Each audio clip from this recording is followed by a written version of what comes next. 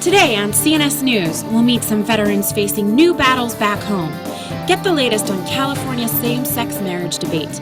Go around the world with local insights on international issues. And to look at military men in pleated skirts, you gotta see it to believe it.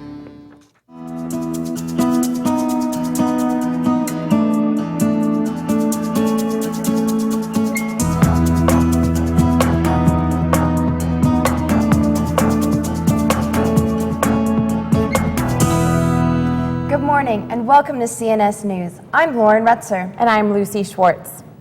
First, we take a look at stories that made recent headlines in local and national news. Kosovo declared independence from Serbia last month. The U.S. is supporting the move, but it's been controversial. And McCott reports on reactions in the Bay Area. Kosovo, Serbia! Kosovo! Emotions ran high last month when roughly 50 Bay Area Serbs gathered on Market Street to protest what they say is Kosovo's illegal independence. Question is, do we need to recognize every single separatist ethnic movement in the world?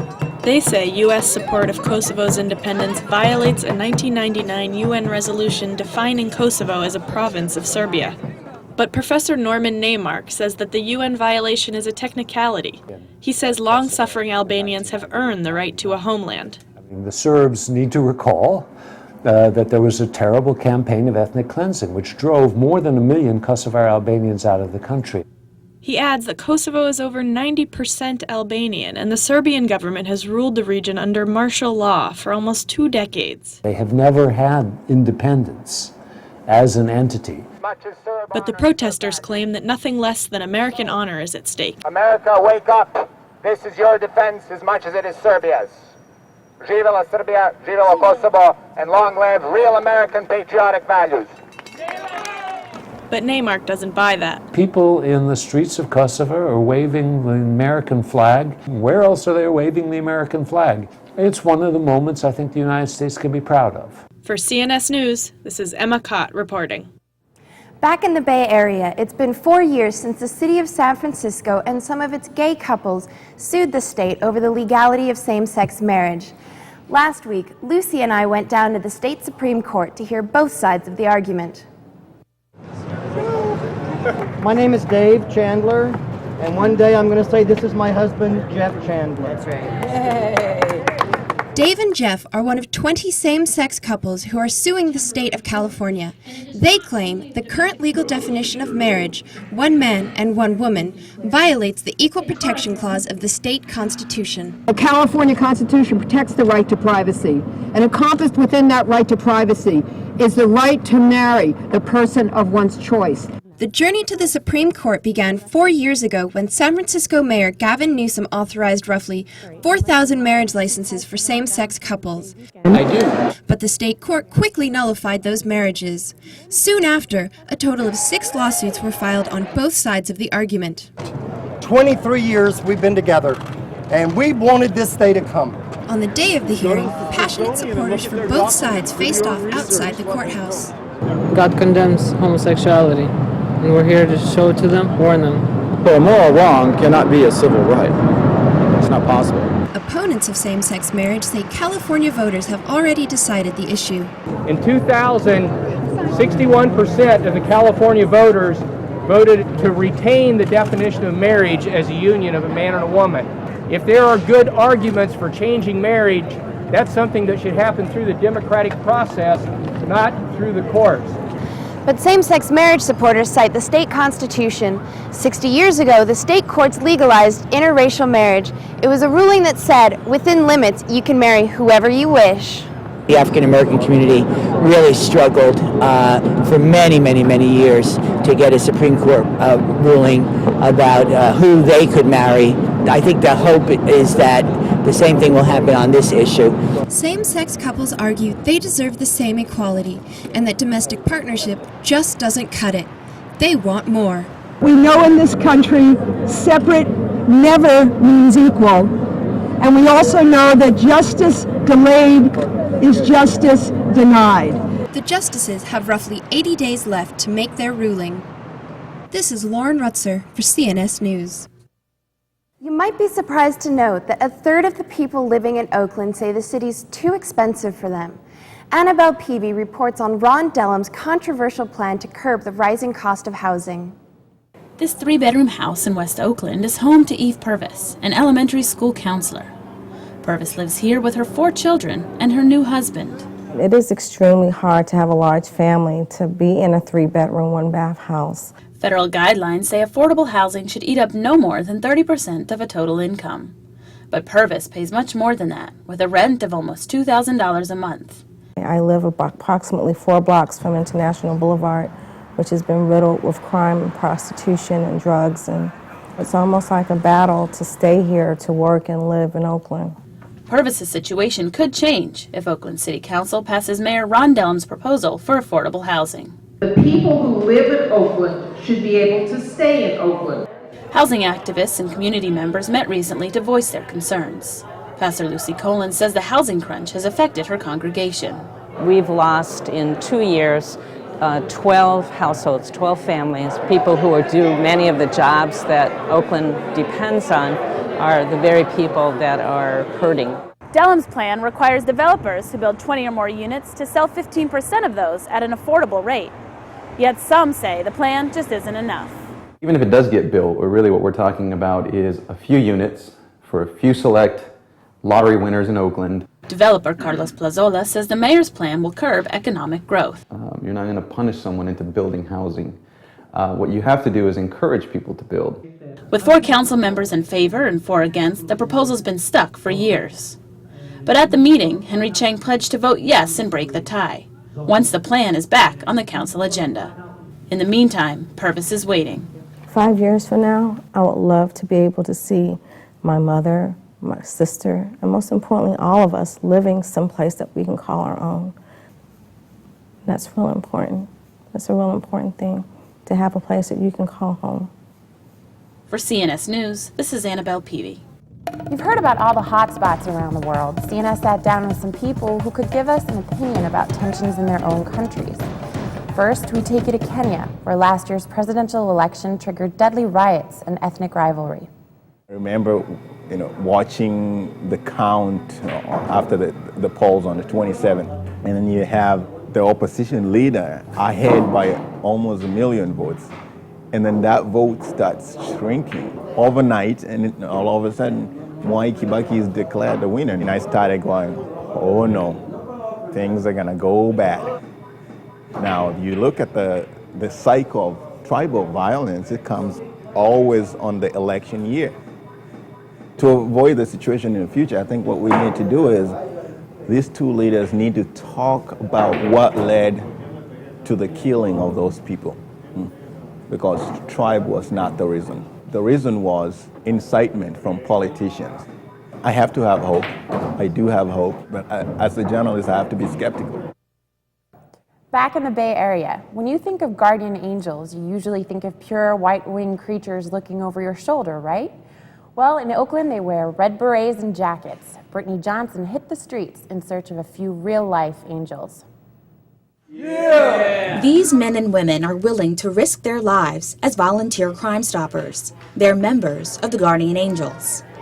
Curtis Lewa started the group believing that people should work to make their community safe. The people themselves need to see that you can do more than just retreat behind bars on the windows, locks on the doors, or carrying guns or protecting your own, that you really have to go out into the streets. You really have to make a difference. The Angels hope their red berets and sateen jackets will serve as visual deterrents to crime in Oakland, a city where violence is overwhelming the understaffed police force. Well, the Oakland Police Department is one of the departments that is 100% supportive of any group of citizens that are willing to step up and do something about the crime in our city. Oakland is the 4th most dangerous city in the country. But that doesn't bother Robin West. She says she took from the community during her 19 years of substance abuse. And now that she's clean, she takes pride in giving back as a guardian angel. I have changed my life around. I found God, I found the guardian angels.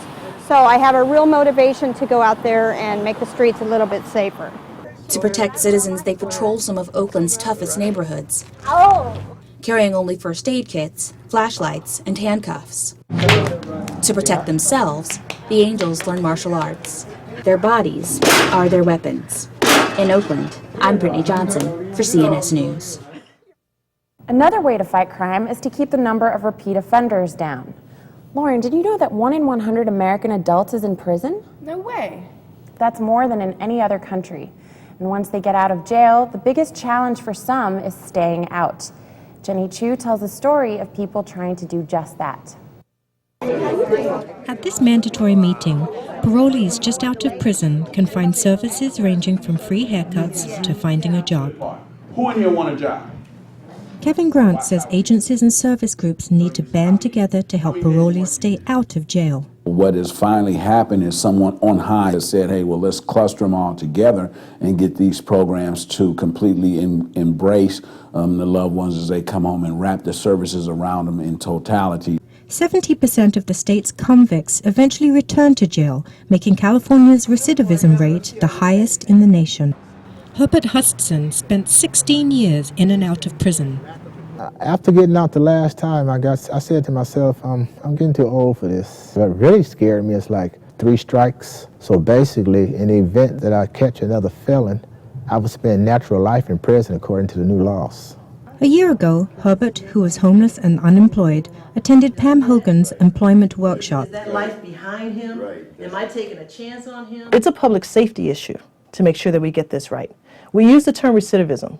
What it really means is someone is reoffending. Someone is hurting someone again, stealing again, whatever it is.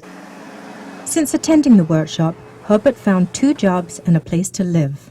I'm basically remembering all the things that she taught me during the class, and basically all those things I'm using to stay in the jobs that I'm in. And it's actually working.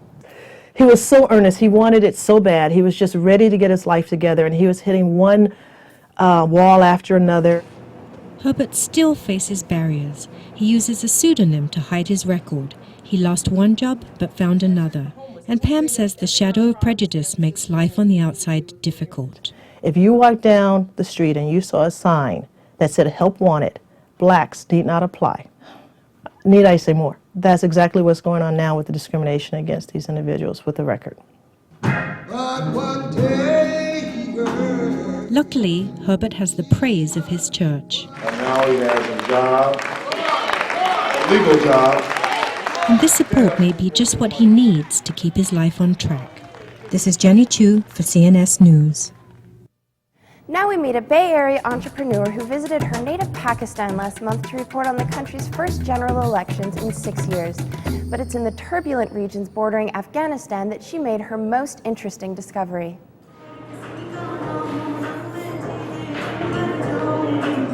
My trip to Peshawar was the most eye-opening experience. Even within Pakistan, people in Lahore, Karachi, all this think that that's like a terrorist area, unsafe to go, even though it's not. There was no suicide bombing prior to 9/11 in that area at all. So now you think of all these militants running around all this, you know, there were none. It's something that's a recent phenomena. It's that they feel it's the U.S. policies that are creating all that militancy in that area, which to me was astonishing. And what I really learned was that those people are the ones that are most deprived. All they want is economic development. They have no rights. And then for them to say, okay, let's join this organization, at least they can put food on the table. So that's the real story that needs to come out of that area. Welcome back to California. Lucy, what would you say if I told you that you could help save the environment without spending another dollar on energy? How would I do that? Here's the answer. There's a grassroots movement promoting a new way to bypass PG&E. But as Jordan Ehrlich reports, as the movement grows, so does the opposition. At this popular Oakland farmers market, do you have a minute for a clean energy petition? Activists aren't interested in peddling fruits and vegetables. Their mission is to save the planet. We don't have a whole lot of time to avoid the worst effects of global warming. The Sierra Club and 8 other organizations want East Bay residents to buy into a new way of getting their electricity. It's called CCA, or Community Choice Aggregation. And instead of paying PG&E, residents would allow the city to buy electricity directly from clean energy providers. And that means electricity generated by wind or the sun. Most people probably would be really interested and really happy to know they're able to get clean renewable power without having to fork over $30,000 for solar panels. Johnson says it's a no-brainer. Community Choice Energy uses the same power grid as PG&E, and it won't cost consumers any more. You kind of switch over and life goes on. And for business owner Chris Waters, electricity without all the pollutants that cause environmental hazards is well worth making the switch. A lot of the things that we do, we don't necessarily do because it saves us money. Waters pays roughly $7,200 a year to PG&E to run his Oakland cafe, where customers can find low-flowing toilets, which saves water, as well as energy-efficient heating. We're more focused on ideas and philosophies and movements. And while mindful consumers like Waters don't mind a little sacrifice, PG&E isn't ready to give up revenue without a little pushback. They can't say publicly that they're against energy efficiency and solar. And on record, they support community choice aggregation. And so what they're doing is attacking any specific effort to implement.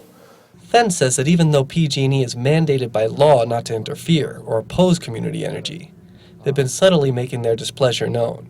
In 2007, just before San Francisco unanimously passed its own community choice initiative, PG&E sent out this press release criticizing the plan, saying it was unworkable and gave false promises. But Fenn, who has had a hand in writing the community choice law in 6 states, hopes that Oakland will go the way of Cleveland, where 7 years after adopting their own community choice plan, the city has saved taxpayers $29 million, a goal activists in the East Bay hope to achieve. Jordan Ehrlich, CNS News. You know, Lucy, I really wanted to fly home this weekend, but it was just too expensive. And sometimes all the hassle at the airport just isn't worth it. Well, did you check out Virgin America Airlines? Gabriel Lee just did a story about how they're trying to reinvent the way people fly. You know, I have, but I heard they've recently hit some turbulence. Well, let's take a look. On Valentine's Day, employees of Virgin America took to the streets of San Francisco, guerrilla marketing style, to raise the profile of their 7-month-old airline. But then again, with bargain basement fares and first-class service, Virgin isn't your average airline. We're trying to do something that's never been done in the U.S. before, which is to create really a specialty product that is high-end, but still low cost. Henry Hardevelt, principal airline analyst at Forrester Research, says Virgin has hit a consumer sweet spot. The caliber of product they offer and the value they provide is quite compelling. What Virgin America is doing is they're bringing the experience back into flying. They've got in-seat video, they have live TV, they have movies, they have 3,000 MP3s. But economic recession and high oil prices are threatening the low-cost airline model. Virgin America is entering into a market saturated with low-priced seats such as those offered by competitors JetBlue and Southwest. Both those airlines also started flying to San Francisco last year. And Hardevelt questions whether a startup airline stands a chance in the current market. If Virgin America isn't nervous, then they need to replace those executives with executives who are nervous. Well, we're nervous, but we're also optimistic. Yesterday, oil hit $111 per barrel. Virgin's A320 jets hold approximately 5,250 gallons of gas, which at $3 a gallon means over $15,000 for a full tank. Sustaining low fares with those energy costs may not be possible. This summer, it's very likely you're going to see higher fares in order to pay for the oil. With close to 20 low-cost airlines operating in the U.S., some question whether those low fares come at a price. This week, the FAA fined the leading low-cost airline Southwest a record $10.2 million for failing to perform required maintenance checks on a number of aircraft. Southwest pulled 43 of their aircraft for further inspection as a result.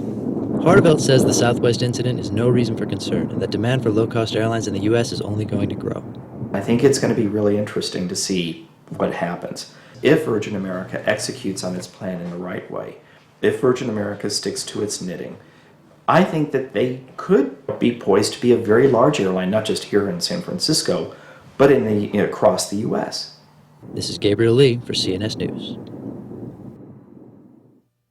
For our next World Viewpoint, we take you to Burma, where last fall Buddhist monks took to the streets in silent protest of the military government. Many fear repercussions if they speak out, but we were able to talk to a teacher who was there in 1988 when the current regime took power. I'm the pastor of the current fellowship. When I'm 88, it's happened, I was a teacher. The government, they want to catch the children, they want to put in the jail. All the students is like our son and daughter. I do not want them to hurt. That's why I call them and I put them in my house.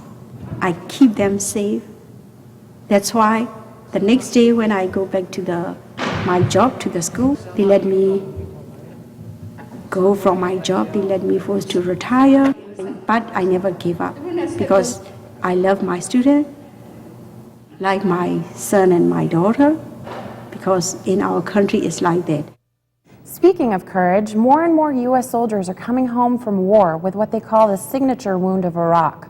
Molly Snyder-Fink visits some wounded warriors who are trying to ride their way to recovery. Come on in! These injured Iraq War veterans are about to cycle their lives forward.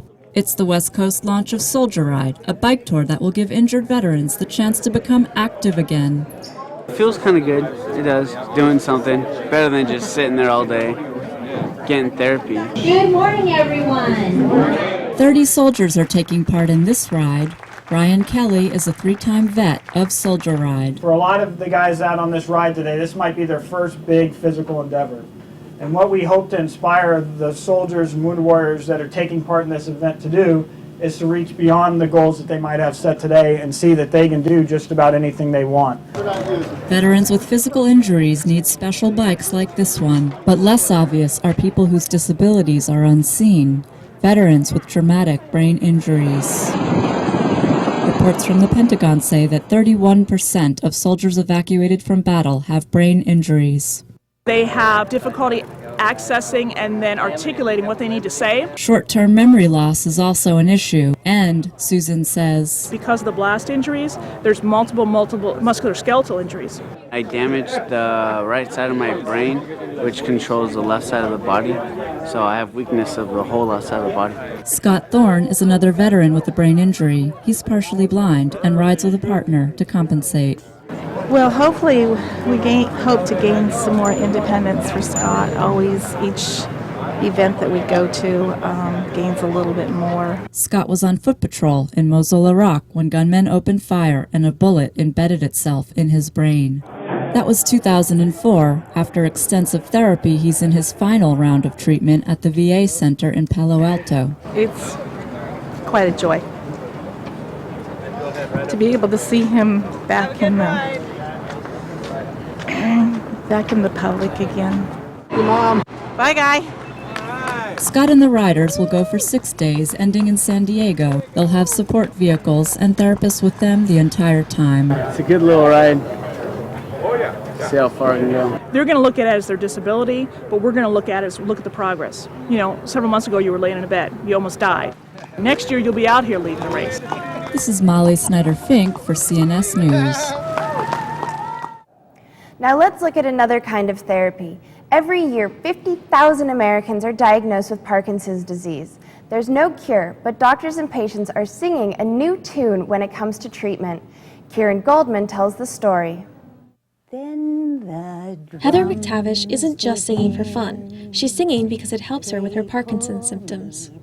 I wrote this song when I was sitting in a circle of women, and I knew that I was disappearing and I didn't know how I was going to drive home or even how I was going to communicate that I had a problem. And then the woman who was sitting beside me noticed that, and she picked up the drum and started drumming. And before I knew what was happening, my butt started twitching to this, to this rhythm. And so I picked up my drum and started drumming. And then I put down my drum and got into the middle of the circle and I danced. In people with Parkinson's disease like Heather, there is a considerable drop of dopamine, a brain chemical vital to coordination and movement.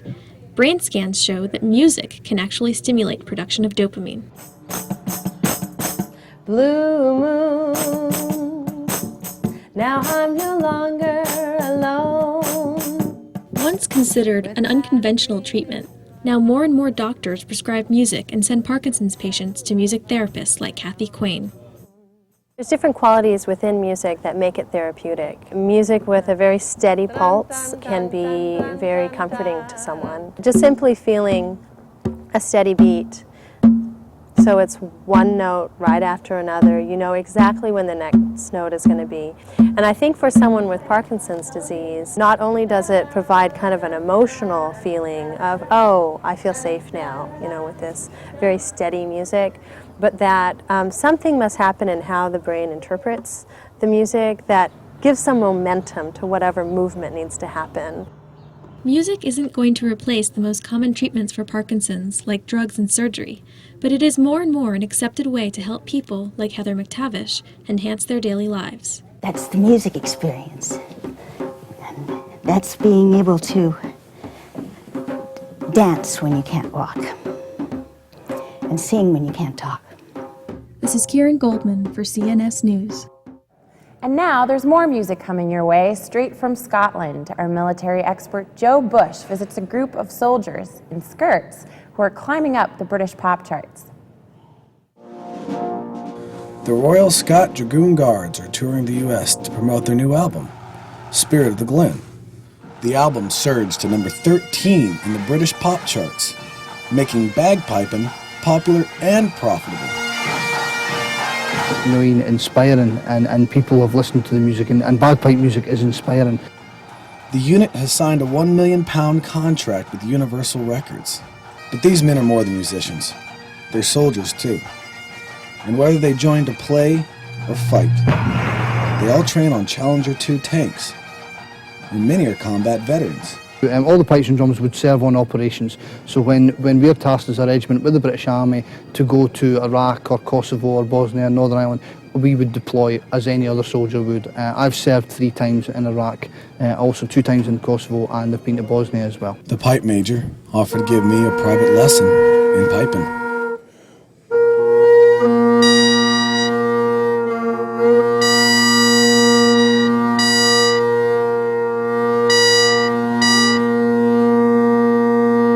Quickly learned it takes a strong set of lungs to play the pipes. So as you say there, it does take a lot of technique, and you will get lightheaded. Before leaving, I had to ask one final question. So what are you wearing under there?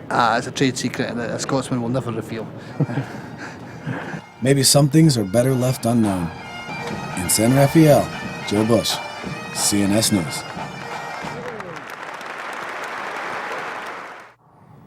What do you think they're really wearing underneath their kilts? Maybe nothing. Could be. That's it for today. Thanks for joining us. I'm Lucy Schwartz. And I'm Lauren Retzer. We'll see you next time on CNS News.